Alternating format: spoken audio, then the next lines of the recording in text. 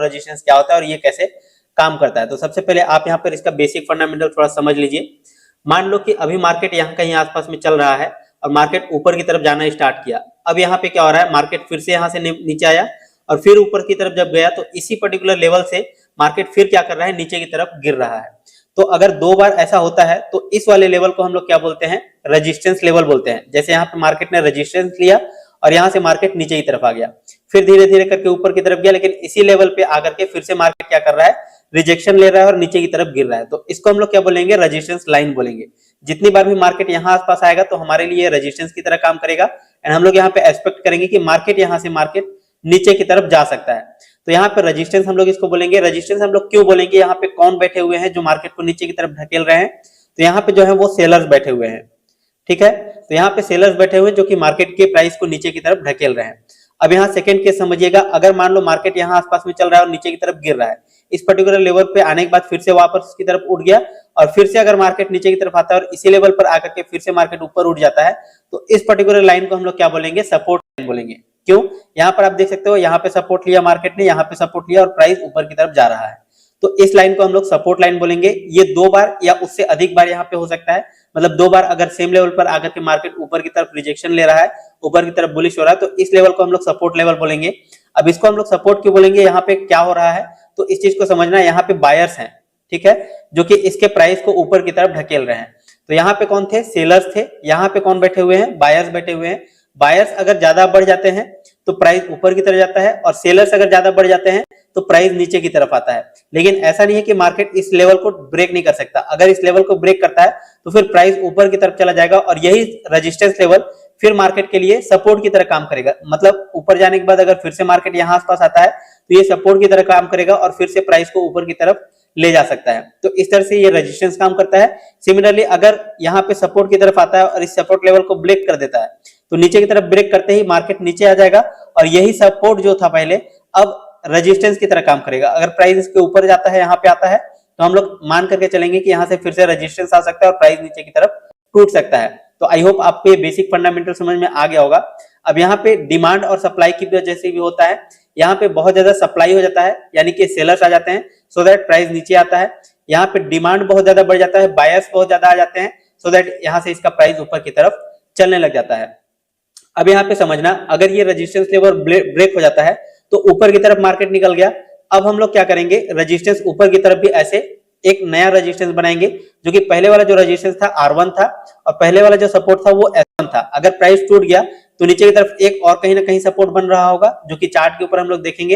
And इस video में आगे मैं आप लोगों को बताऊंगा कि कैसे आप ऑटोमेटिक ये सपोर्ट और रेजिस्टेंस जनरेट कर सकते हो, जिससे आपको बहुत ज्यादा यहाँ पे मैनुअली ड्रॉ करने की जरूरत नहीं पड़ेगी। हालांकि आप लोगों को मैंने सिखाया हुआ है कि कैसे सपोर्ट और रेजिस्टेंस मैनुअली भी ड्रॉ कर सकते हैं। तो यहाँ पे आप देख सकते हैं S1 हो गया। अगर S1 ब्रेक करता है तो फिर नीचे की तरफ हम लोग S2 मान करके चलेंगे, ठीक है। ऊपर की तरफ भी अगर रेजिस्टेंस 1 ब्रेक हो जाता है तो ऊपर की तरफ हम लोग क्या करेंगे, रेजिस्टेंस 2 भी हम लोग ड्रॉ करके रखेंगे, सो दैट हम लोगों को पता रहेगा कि मार्केट कहां तक जा सकता है और कहां से रिजेक्शन ले सकता है।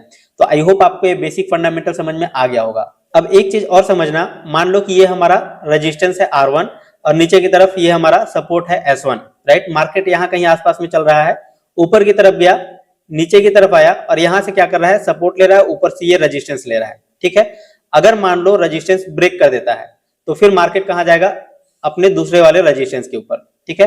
अब हम लोग मान करके चलेंगे कि यहाँ आसपास से मार्केट फिर से नीचे की तरफ रिजेक्शन ले सकता है, लेकिन थोड़ी देर चलने के बाद अगर फिर से इस लेवल को भी ब्रेक कर देता है तो फिर हम लोग कौन सा रेजिस्टेंस लेवल देखेंगे, R2 देखेंगे, ठीक है।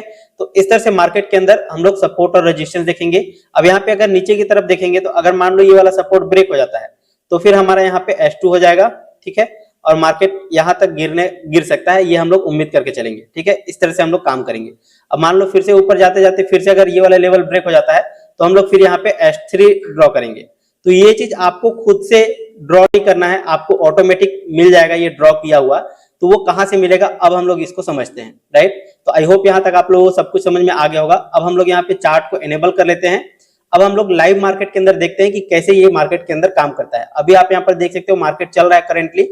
अब आपको क्या करना है, सिंपली आपको यहाँ पे इंडिकेटर वाले टैब पर आ जाना है और यहाँ पे आपको सर्च कर लेना है पिवट पॉइंट, ठीक है। तो जैसे ही मैंने यहाँ पे पिवट लिखा, यहाँ पर आप देख सकते हैं पिवट पॉइंट स्टैंडर्ड करके आ गया है। सिंपली आपको यहाँ पे क्लिक कर देना है। जैसे आप यहाँ पे क्लिक करेंगे आपके चार्ट के ऊपर सपोर्ट और रेजिस्टेंस का लेवल ड्रॉ हो जाएगा। तो अभी आज के मार्केट को देखते हैं, राइट। अभी आज का मार्केट किस तरह से काम किया हुआ है, और ये पिवट पॉइंट के तरफ से जो आपको सपोर्ट और रेजिस्टेंस मिलता है वो पहले ही ड्रॉ कर दिया जाता है, जो कि आप यहाँ पर देख सकते हैं, रेजिस्टेंस रेजिस्टेंस सपोर्ट सपोर्ट, आपको सारी चीजें यहाँ पे दिखाई दे रही है। ये है हमारा पिवट पॉइंट, ठीक है, आज का। ये हमारा रेजिस्टेंस है R1, ये हमारा रेजिस्टेंस R2, रेजिस्टेंस R3, ऊपर की तरफ जाएंगे तो रेजिस्टेंस R4। तो इस तरह से आपको लेवल टू लेवल रेजिस्टेंस दिखाई देगा। नीचे की तरफ जाएंगे तो यहाँ पे हमारा सपोर्ट 1, सपोर्ट 2, सपोर्ट 3, सपोर्ट 4, तो यहाँ पे ऑटोमेटिक आपके लिए जनरेटेड है, राइट। अब ये काम कैसे करता है, जैसा कि मैंने आप लोगों को बताया कि अगर रेजिस्टेंस ब्रेक हो जाता है तो वही रेजिस्टेंस बाद में सपोर्ट की तरह काम करता है, और अगर सपोर्ट ब्रेक हो जाता है तो वही सपोर्ट बाद में रेजिस्टेंस की तरह काम करता है। तो आई होप आपको ये पॉइंट अच्छे समझ में आ गया होगा। अब यहाँ पे आज का मार्केट देखते हैं। यहाँ पर आप देख सकते हैं कल मार्केट यहाँ पे क्लोज हुआ था, ठीक है। अब मार्केट गैप अप ओपन हुआ और पहला नेगेटिव कैंडल बनाया, फिर से और बहुत ज्यादा नेगेटिव कैंडल बनाया, 3 नेगेटिव कैंडल बनाया। यहाँ पर मैंने 5 मिनट के टाइम फ्रेम में ओपन किया हुआ है चार्ट को। अगर आपको एक्यूरेसी बढ़ाना है और बड़े टाइम फ्रेम पे आप इस एनालिसिस को कर सकते हो। अभी फिलहाल हम लोग यहाँ पे इंट्राडे और स्कैल्पिंग के बेसिस पे सीखेंगे।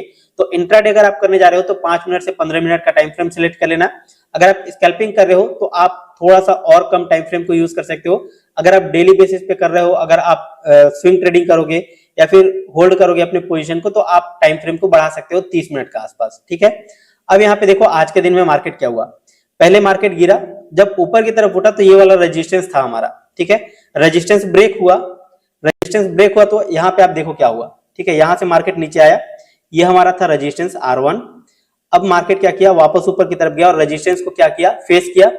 अब रेजिस्टेंस से नीचे की तरफ फिर मार्केट गिर गया, ठीक है। अब यहाँ आसपास जब मार्केट आया था तो आप यहाँ पे कॉशियस हो सकते थे कि मार्केट यहाँ से नीचे की तरफ जा सकता है, राइट। तो यहाँ पे आप हड़बड़ी में एंट्री नहीं करते, एंड जैसे ही आपको दिखता कि फिर रेड कैंडल बन रहा है तो आप यहाँ पे अपना पुट साइड का पोजीशन बना सकते थे। अब यहाँ पे हुआ क्या, देखो नीचे की तरफ आया, ये हमारा पिवट पॉइंट है। यहाँ एडजेक्ट पिवट पॉइंट आने के बाद इसने सपोर्ट लिया। अब यहाँ से क्या हुआ, मार्केट ऊपर की तरफ गया, ठीक है, ऊपर की तरफ गया। ये हमारा रेजिस्टेंस लेवल था, रेजिस्टेंस लेवल ब्रेक हुआ तो क्या हुआ, फिर से रीटेस्ट करने आया। अभी मैंने आप लोगों को बताया था थोड़ी देर पहले कि जो रेजिस्टेंस लेवल अगर ब्रेक हो जाता है तो वही रेजिस्टेंस बाद में सपोर्ट की तरह काम करता है। तो यहाँ पे क्या हुआ, मार्केट नीचे की तरफ आया और यहाँ पे फिर से सपोर्ट की तरह काम किया और प्राइस ऊपर की तरफ ले करके गया। अभी के सिनेरियो में क्या हो रहा है, यहाँ पर देखो रेजिस्टेंस लेवल 2 है, ठीक है। अब ये रेजिस्टेंस लेवल क्या कर दिया है, अच्छे कैंडल और अच्छे वॉल्यूम के साथ ब्रेक कर चुका है। तो अगर मार्केट यहाँ पे थोड़ी देर कंसोलिडेट करता भी है और नीचे की तरफ अगर बैक करता है तो यहाँ आसपास क्या बनेगा, सपोर्ट बनेगा, ठीक है। और सपोर्ट लेकर के फिर से प्राइस ऊपर की तरफ मूव कर सकता है। तो ये हो जाता है सपोर्ट और रेजिस्टेंस। अब यही अगर नीचे की तरफ आता, मान लो ये वाले लेवल को ब्रेक करते हुए अगर नीचे की तरफ आया था तो हम लोग यहाँ पर सपोर्ट, पहला सपोर्ट मान करके चलते कि यहाँ से प्राइस ऊपर की तरफ जाएगा, या अगर इस सपोर्ट को भी ब्रेक कर देता तो फिर हम लोग नीचे की तरफ और भी यहाँ पे सपोर्ट लेवल देख सकते हैं, जो कि आपको यहाँ पे दिखाई देगा। अगर आप थोड़ा सा और नीचे आएंगे तो यहाँ पे देख सकते हो S2 S3 ऐसे करके आ रहा है। ये लाइन ऑटोमेटिक पहले से ड्रॉ रहता है और ये बार बार चेंज नहीं होता है कि मार्केट के सिचुएशन के हिसाब से बार बार ये सपोर्ट और रेजिस्टेंस लाइन ऊपर नीचे होता रहेगा जिससे आप कंफ्यूज होते रहो। तो ऐसा नहीं होता है, एक बार जो ड्रॉ हो जाता है यही आपका सपोर्ट और यही आपका रेजिस्टेंस होने वाला है। सेम चीज आप यहाँ पे और भी बैक टेस्ट करके देख सकते हो। इस दिन का मार्केट देख सकते हो, यहाँ पर देखिए मार्केट क्या हुआ, प्रीवियस डे तो यहाँ पे क्लोज हुआ था, मार्केट गैप अप ओपन हुआ, ठीक है, यहाँ पे सपोर्ट लिया, ठीक है, मतलब रेजिस्टेंस लाइन को ब्रेक करके गैप अप ओपन हुआ है, मतलब ये सपोर्ट की तरह काम करेगा। अब यहाँ से सपोर्ट लिया, फिर यहाँ पे सपोर्ट लिया, मतलब यहाँ पे स्ट्रॉन्ग सपोर्ट बन रहा है, सपोर्ट बन रहा है। अब यहाँ पे देखो मार्केट ऊपर गया, ये रेजिस्टेंस लेवल पे आया, रेजिस्टेंस लेवल पर आकर के क्या कर रहा है, फिर से रेजिस्टेंस ले रहा है। अब यहाँ पे देखो कितने बार रेजिस्टेंस लिया है मार्केट ने। अगर आप यहाँ पे अगर बुलिश ट्रेड ले रहे हो तो फिर तो आप गलत कर रहे हो, ठीक है। अब यहाँ पे क्या हुआ, देखो इस लेवल को ब्रेक किया, रेजिस्टेंस लेवल को, अब ये सपोर्ट की तरह काम करेगा। अब जैसा कि मैंने आप लोगों को बताया था कि ये जो रेजिस्टेंस और सपोर्ट लाइन है वो बिल्कुल लाइन नहीं होना चाहिए आपका, ठीक है। मैं सपोर्ट और रेजिस्टेंस वाले वीडियो में बताया हुआ था, डिटेल वीडियो में, हालांकि इस वीडियो में मैंने आप लोगों को बताना भूल गया, लेकिन आप इस चीज को ध्यान रखिएगा। अगर मान लो आपका रेजिस्टेंस लाइन ये है, ठीक है, और आपका सपोर्ट लाइन ये है, तो आपको सिर्फ लाइन के ऊपर बिलीव नहीं करना है कि ये लाइन को जैसे ही क्रॉस किया आपको एक्शन ले लेना है। आपको एक जोन तैयार करना है। इस तरह से अगर आप जोन तैयार कर लेंगे तो आप ज्यादा एक्यूरेट हो पाएंगे, क्योंकि अगर इस जोन के अंदर है तब तक आपको ट्रेड नहीं करना है, जोन ब्रेक करे तब आपको एंट्री करना है, जोन नीचे की तरफ जाए तब आपको एंट्री करना है।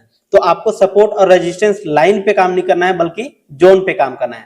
अब यहाँ पे आप अगर इस तरह से जोन तैयार कर लेते तो आपका ज्यादा एक्यूरेट दिख पाता कि मार्केट अभी कहां चल रहा है। अब इसको ब्रेक कर दिया, ऊपर की तरफ निकला हुआ है, सपोर्ट लिया फिर से, और यहाँ आसपास क्या कर रहा है, कंसोलिडेट कर रहा है बहुत टाइम तक, ठीक है।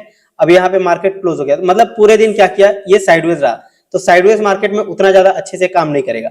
और जैसा कि मैंने आप लोगों को पिछले वीडियो में भी बताया था कि ये एक इंडिकेटर है, और इंडिकेटर आप लोगों को सिर्फ इंडिकेट करता है, कंफर्मेशन नहीं देता है, ठीक है। प्राइस एक्शन इज सुप्रीम, तो प्राइस एक्शन सबसे ज्यादा इंपॉर्टेंट होता है। लेकिन स्टार्टिंग में आप अपने लिए हेल्प के लिए आप ले सकते हो इन सबको यूज में, ताकि आपको पता चल जाए कि कहां पे सपोर्ट और रेजिस्टेंस काम करता है। अगर आपको अपने से ड्रॉ करने आ जाता है सपोर्ट और रेजिस्टेंस तो वेल एंड गुड, लेकिन अगर आपको नहीं आता है तो आप इस इंडिकेटर का यूज कर सकते हो। जब मार्केट साइडवेज रहे तब ये बहुत अच्छे से काम नहीं करता है। तो अभी आप यहाँ पर देख सकते हो, इस दिन क्या हुआ था, मार्केट यहाँ पे क्लोज हुआ था और बड़ा गैप डाउन के साथ मार्केट नीचे ओपन हुआ, ठीक है। ये हमारा पिवट पॉइंट था, ये हमारा S1 था और ये हमारा S2, यानी कि सपोर्ट 1 और सपोर्ट 2। अब यहां से मार्केट ओपन हुआ, मार्केट S1 को ब्रेक कर चुका है, मतलब ये हमारे लिए क्या करेगा, रेजिस्टेंस की तरह काम करेगा अभी। तो यहाँ पे देखिए मार्केट नीचे की तरफ आया, हम लोग ये मान करके चलते हैं कि मार्केट अभी और नीचे की तरफ गिर सकता था। तो यहाँ पे हम लोगों को एंट्री नहीं करना है, स्टार्टिंग में आपको थोड़ा सा वेट करना है। एंड यहाँ पर आप देख सकते हो मार्केट ऊपर गया अच्छे हेल्दी कैंडल के साथ, फिर से यहाँ पे क्या कर रहा है, इसको रेजिस्टेंस ले रहा है। जैसा कि मैंने आप लोगों को बताया कि अगर सपोर्ट लेवल ब्रेक हो चुका है तो ये रेजिस्टेंस की तरह काम करेगा। यहाँ पर रेजिस्टेंस की तरह काम किया, फिर नीचे आया, अब इस रेजिस्टेंस को क्या किया, ब्रेक कर दिया है। रेजिस्टेंस ब्रेक हो चुका है, अब ये सपोर्ट की तरह काम करेगा। जब मार्केट नीचे आया, यहाँ सपोर्ट लिया, यहाँ सपोर्ट लिया, फिर ऊपर गया, ठीक है। यहाँ बार बार सपोर्ट ले रहा है, मतलब ये लेवल आपके लिए देख रहे हो कितना इंपॉर्टेंट है कि ये लेवल पर बार बार सपोर्ट ले रहा है, सपोर्ट ले रहा है। हमारा नेक्स्ट टारगेट क्या हुआ, ये पिवट पॉइंट, यानी कि ये रेजिस्टेंस लेवल हमारा मान सकते हैं, क्योंकि ये अभी ऊपर है प्राइस से।